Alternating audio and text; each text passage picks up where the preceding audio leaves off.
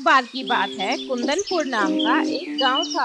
उस गांव में सभी लोग हंसी खुशी रहते थे। उस गांव में किशन नाम का एक लड़का अपनी बहन सुहानी के साथ रहता था। किशन सुहानी से बहुत प्यार करता था। सुहानी, लगता है आज तो सूरज भी हमसे पहले उठ गया। भैया, सूरज तो रोज जल्दी उठता है, आप ही सबसे पीछे उठते हो। अरे नहीं, मैं तो रात भर खेतों के सपने देखता हूँ। और तुम? मैं तो सपनों में पेड़ों पर झूलती हूँ और तितलियों के पीछे भागती हूँ। एक दिन जब मैं बड़ा आदमी बनूंगा ना, तो तुम्हारे लिए तितलियों वाला बाग बनवाऊंगा। क्या सच में भैया? फिर मैं रोज वहीं खेला करूँगी, लेकिन आपको भी मेरे साथ खेलना पड़ेगा। ठीक है, पर पढ़ाई करनी होगी। हाँ, पढ़ाई तो करूँगी ही। एक रात जब किशन और सुहानी सो रहे थे तो उनको बाहर से कुछ आवाज आती है। सुहानी, सुना तुमने? बाहर से कितनी आवाजें आ रही हैं। हाँ, मुझे भी सुनाई दी। लगता है कोई बड़ी बात है। चल देखते हैं क्या हो रहा है, पर सावधानी से। ठीक है भैया, मैं भी तुम्हारे साथ चलती हूँ। फिर वो दोनों भाई बहन घर से बाहर जाकर देखते हैं। वहाँ जाकर देखते हैं कि ये क्या हुआ? ये महिला की चोटी क्यों कट गई?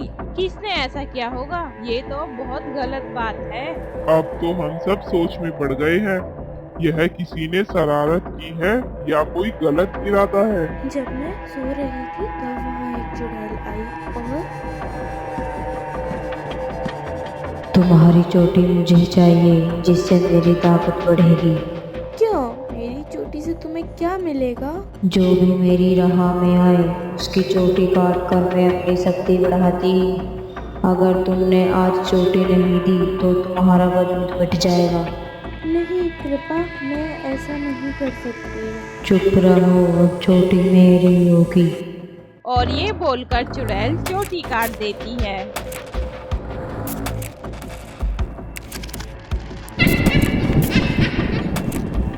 फिर किशन और सुहानी वापस अपने घर आ जाते हैं। वो दोनों चुड़ैल के बारे में सुनकर बहुत डर जाते हैं। भैया, वो चुड़ैल सच में बहुत डरावनी थी। मुझे नहीं पता हम कैसे बचेंगे इससे। सुहानी, डरना ठीक नहीं, हमें सतर्क रहना होगा। तुम अपना ध्यान रखना, खासकर अपने बालों का।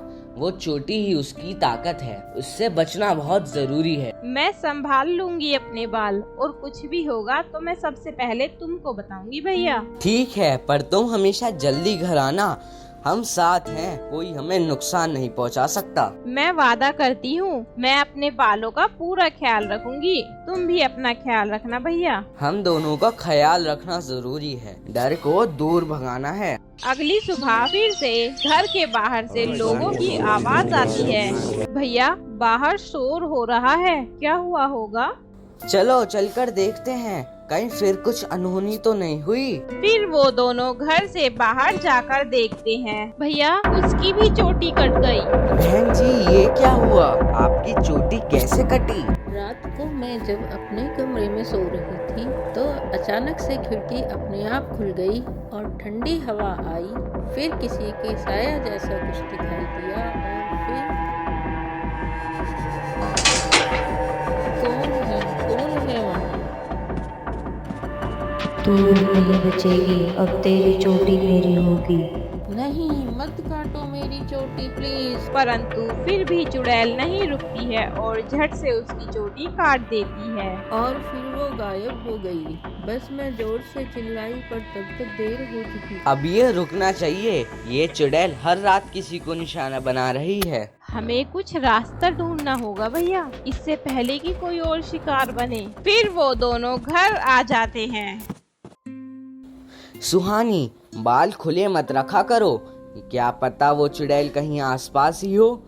अगर उसने तुम्हारे बाल देख लिए तो तुम्हारी भी चोटी काट लेगी। भैया, आप मुझे डराने की कोशिश कर रहे हो ना? मैं मजाक नहीं कर रहा सुहानी। अब तक 2 औरतों की चोटी कट चुकी है, तुम्हें ज्यादा सतर्क रहना होगा। बाल बांध लो। ठीक है भैया, मैं अब ऐसे कभी खुले बाल नहीं रखूंगी। अब तो मैं सोते समय भी बाल बांध कर रखूंगी। बस यही समझदारी है। जब तक ये सब शांत नहीं हो जाता, हमें बहुत संभल कर रहना होगा। रात को फिर से गांव में चुड़ैल आती है। और यहाँ वहाँ अपना शिकार ढूंढ रही होती है। फिर वो खिड़की से सुहानी को सोती हुई देखती है। घर के अंदर जाकर हा हा हा हा, आज इस मासूम की बारी है। तेरी चोटी अब मेरी ताकत बनेगी। इतने सुंदर बाल अब तुझसे जुदा होंगे। और फिर वो सुहानी की भी चोटी काट देती है। सुहानी, ये क्या हुआ? तुम्हारी चोटी? भैया वो फिर से आई थी। रात में मैं कुछ समझ नहीं पाई। मैंने तो बाल बांध लिए थे, पर उसने फिर भी मेरी चोटी काट दी। सुहानी, मैं तुम्हें बचा नहीं पाया। उसने हमारी चौखट पार की। अब ये ज्यादा हो गया है। भैया, सबके सामने कैसे जाऊंगी अब मैं? मेरी चोटी, मेरे बाल, सब कुछ चला गया।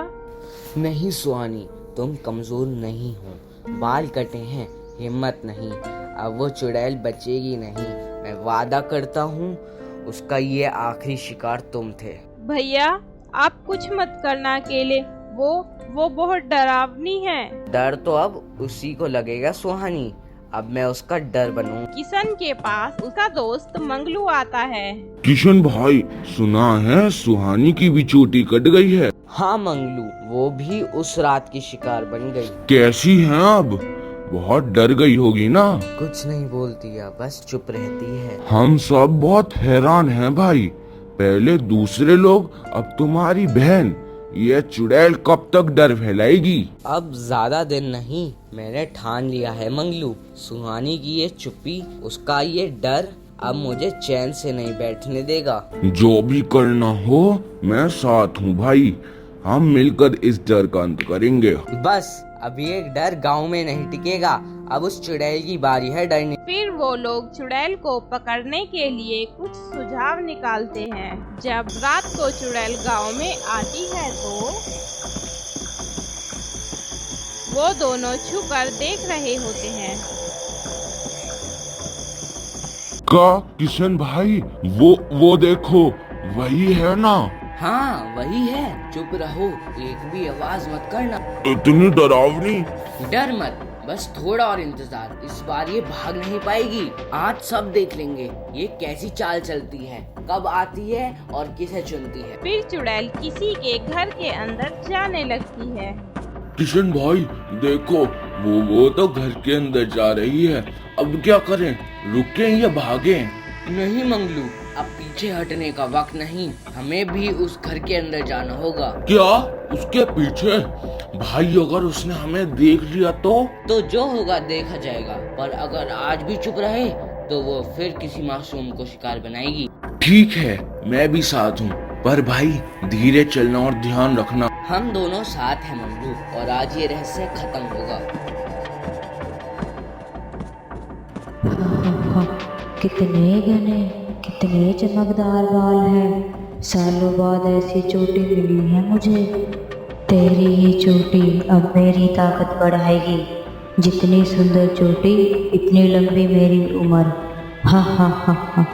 सोती रहे बेटी, तेरे सपने तो देखती रहे, और तेरे बाल मैं ले जाऊंगी अपने सपनों में। फिर उस घर के अंदर किशन और मंगलू भी आ जाते हैं। चुड़ैल, अब बस करो, तुम्हें और किसी का बाल नहीं काटने दूंगा। तुम्हारा अब ये खेल खत्म। हा हा हा, तुम दोनों कितने नादान हो।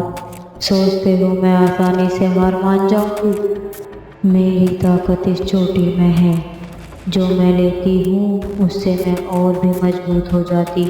हम तुम्हें कभी नहीं छोड़ेंगे। आज तुम्हारा अंत होगा। तुम्हारा अब ये खेल खत्म। किशन चुड़ैल को ऐसे ही अपनी बातों में लगाकर रखता है और चुपके से मंगलू चुड़ैल के पीछे चला जाता है। और वो जैसे ही चोटी खींचता है तो चुड़ैल का नकाब ही निकल जाता है। फिर मंगलू और किशन देखते हैं कि नकाब के पीछे एक लड़का है। अरे ये तो लड़का है। तो ये सब तुम कर रहे थे? तुम ही हो जो गांव में डर फैला रहा था। नहीं, मैंने मजबूरी में की। मजबूरी? औरतों की चोटी काटना तुम्हारे लिए मजबूरी? सुबह होते ही पूरे गांव के सामने तेरा सच लाएंगे। गांव वाले तुझे खुद सजा देंगे। जैसे तूने डर फैलाया, अब तुझे डर का सामना करना होगा। सुबह को गांव के सभी लोग उस लड़के को चारों ओर से घेरकर खड़े हो जाते हैं। बता लड़के, तू ही था ना जो चुड़ैल बनकर हमारी औरतों को डरा रहा था? मेरी चोटी काटी थी ना तूने, मैंने सोचा था कि कोई भूत है, पर तू तो निकला इंसान। तेरे जैसे लोग ही गांव का माहौल खराब करते हैं। आज सच सच नहीं बताया तो तू बचकर नहीं जा पाएगा।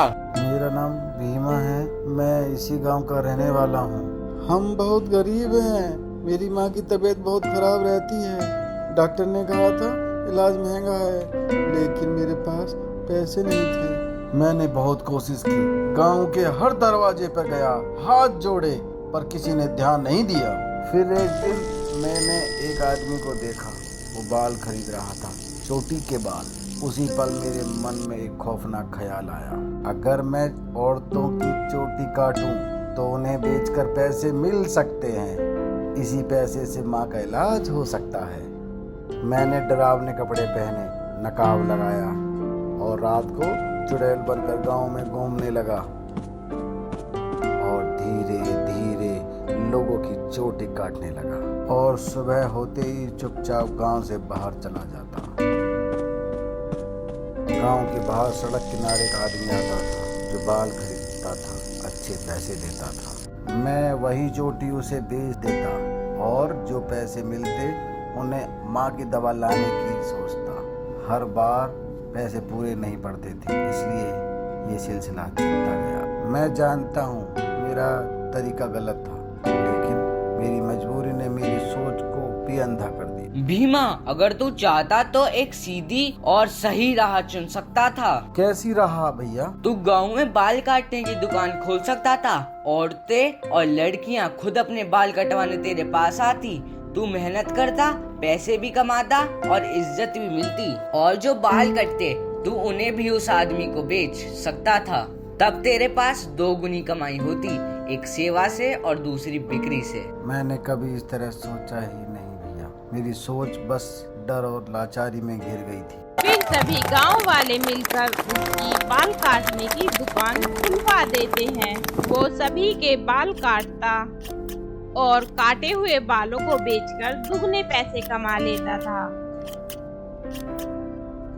क्या आपने हमारा चैनल चेक किया? अगर नहीं किया तो अब कर लो। हमारे पास है मजेदार कहानियाँ, गेम्स और ढेर सारी मस्ती। हमारे साथ जुड़े रहने के लिए जल्दी से नीचे दिए गए लाल बटन को दबाएं और हमारा चैनल सब्सक्राइब करना और बेल आइकन दबाना ना भूलें।